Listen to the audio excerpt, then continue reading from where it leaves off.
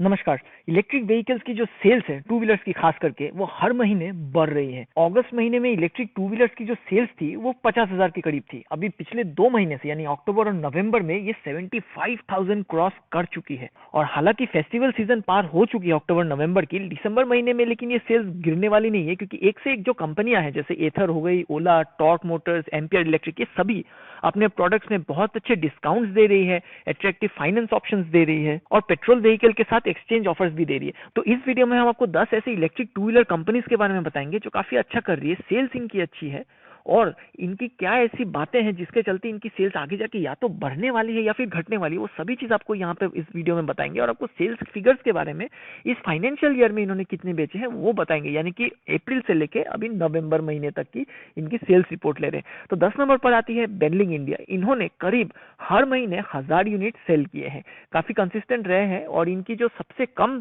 Cell हुई है वो 800 यूनिट थी और सबसे ज्यादा सेल हुई है 1400 यूनिट इस दौरान, ये अप्रैल से लेके नवंबर महीने के दौरान। इनकी बेनलिंग ऑरा काफी बिकती है क्योंकि इसमें वेस्पा वाली डिजाइन है और सबसे ज्यादा चलती है बेनलिंग फैल्कन, जो एक टिपिकल इलेक्ट्रिक स्कूटर जैसी दिखती है।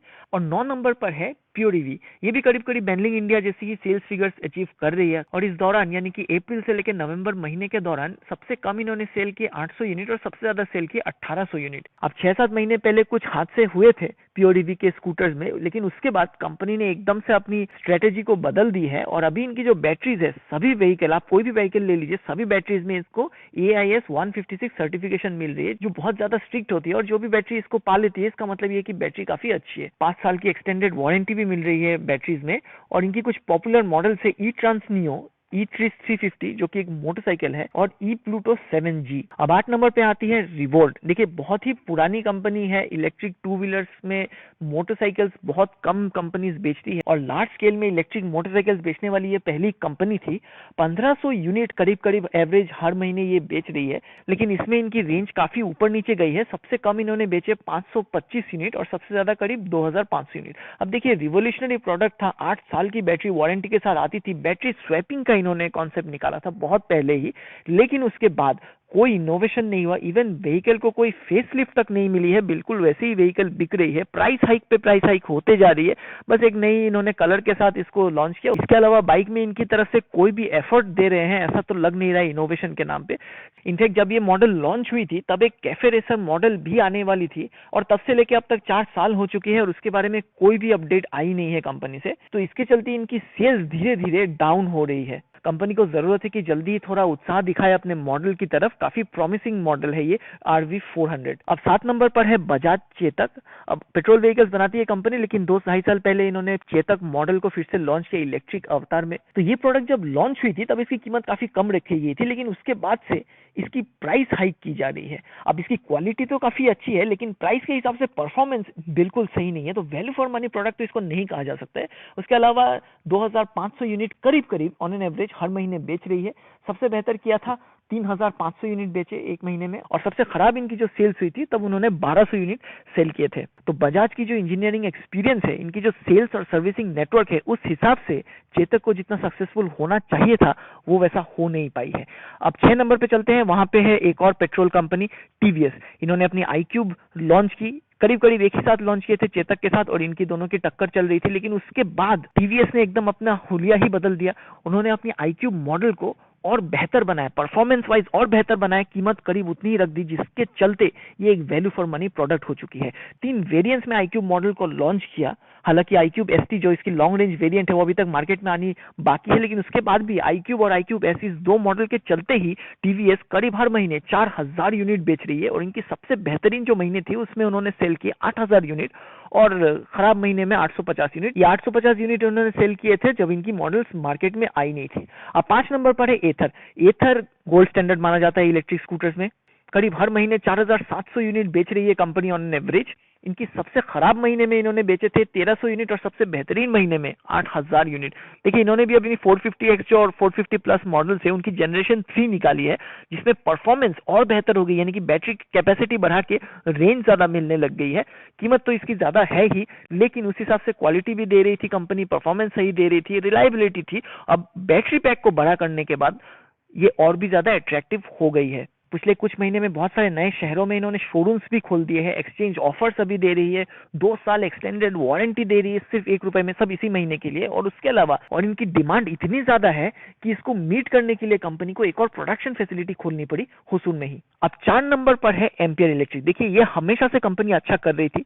इस फाइनेंशियल ईयर के पहले 6 महीने यानी अप्रैल से लेके सितंबर तक इन्होंने हर महीने करीब 6500 यूनिट बेचे। और अब इन्होंने कुछ चेंजेस किए, जैसे सबसे पहले फ्लिपकार्ट पे अपनी व्हीकल्स को इन्होंने उपलब्ध करवाया, काफी अच्छे फाइनेंस स्कीम्स दे रही है, लो डाउन पेमेंट, लो ईएमआई, जिसके बाद पिछले 2 महीने में इनकी जो सेल्स है 10,000 12,000 इस तरह से इनकी सेल्स बढ़ गई है। टोटल इस फाइनेंशियल ईयर में देखेंगे तो 60,000 यूनिट बेचे हैं एम्पियर इलेक्ट्रिक ने, काफी अच्छा कर रही है। मैग्नस EX इनकी जो मॉडल है, मैग्नस प्रो मॉडल है, ये सब काफी अच्छा कर रही है।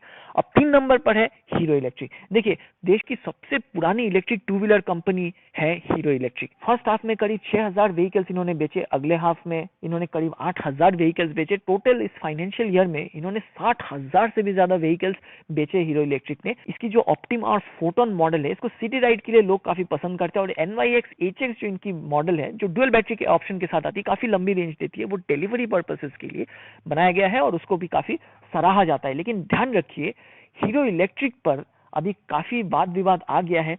मेड इन इंडिया के नाम पर ये अपने व्हीकल्स को चाइना से इंपोर्ट करते हैं और यहाँ पे बेच रहे हैं, और इसके चलते सरकार ने इनकी जो फेम टू सब्सिडी है वो छीन ली है। वो करते के साथ साथ इनकी जो व्हीकल्स की अभी कीमत है काफी बढ़ जाएगी। अब देखना है आगे चल के, यहाँ तक तो सब सही था, इनकी सेल्स हो रही थी, काफी अच्छा कर रहे थे, लेकिन आगे जाके वो कैसा परफॉर्म करती है ये अभी देखने के लिए बाकी है।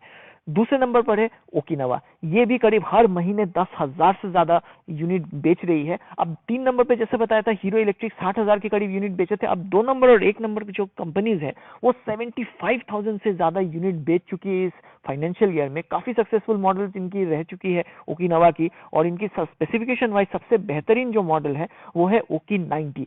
लेकिन इस कंपनी पर भी उसी तरह का वाद विवाद है जैसे हीरो इलेक्ट्रिक पर था, यानी कि इनको भी कहा गया है कि चाइना से वो व्हीकल्स इंपोर्ट कर रहे हैं और बेच रहे हैं, मेड इन इंडिया कर नहीं रहे, जिसके चलते इनकी फेम टू सब्सिडी को अभी छीन ली जा रही है।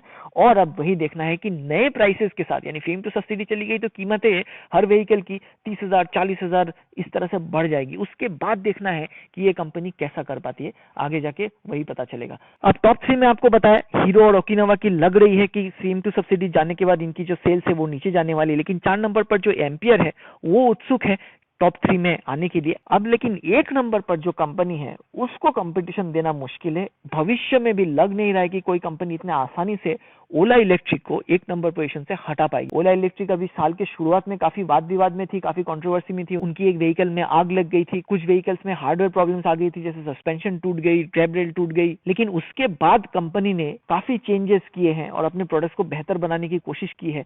इन्होंने शोरूम खोलना चालू कर दिए, MoveOS 3 इन्होंने लॉन्च किया, अपनी कस्टमर सर्विस को बेहतर कर रहे हैं। S1 मॉडल को दोबारा से लॉन्च किया, 99,999 की ये मॉडल थी, और उसके बाद इन्होंने S1 एयर भी निकाली, जिसकी कीमत इंट्रोडक्टरी प्राइस रखी गई थी मात्र 79,999। और उसके बाद कंपनी कह रही है कि अभी वो मोटरसाइकिल्स पे काम कर रही है और आगे जाके 4 व्हीलर्स भी निकालने वाली है। तो ऐसे केस में ओला इलेक्ट्रिक को 1 नंबर से हटाना जरा मुश्किल लग रहा है। जुलाई अगस्त के दौरान इनकी सेल्स को काफी मार लगी थी, जिसके चलते मात्र 3,000 यूनिट बेच पाए थे प्रति महीने, लेकिन उसके बाद कंपनी हर महीने करीब 16,000 यूनिट्स बेच रही है। पिछले 2 महीने में 16,000 यूनिट बेचे हैं और अभी इस फाइनेंशियल ईयर में ऑलरेडी 77,000 यूनिट्स बेच चुकी है, और इसको रोकना अभी मुश्किल लग रहा है। ये थी 10 ऐसी कंपनियां जो इलेक्ट्रिक टू व्हीलर्स के स्पेस में अच्छा कर रही है। इनका भविष्य आपको बता दिया, इनका भूतकाल आपको बता दिया। आप इन कंपनी में से किसके ऊपर भरोसा करेंगे कमेंट सेक्शन में जरूर बताइए, और ऐसे वीडियोस के लिए चैनल को सब्सक्राइब करके रखिए। संकल्प करें, विद्युत चुने।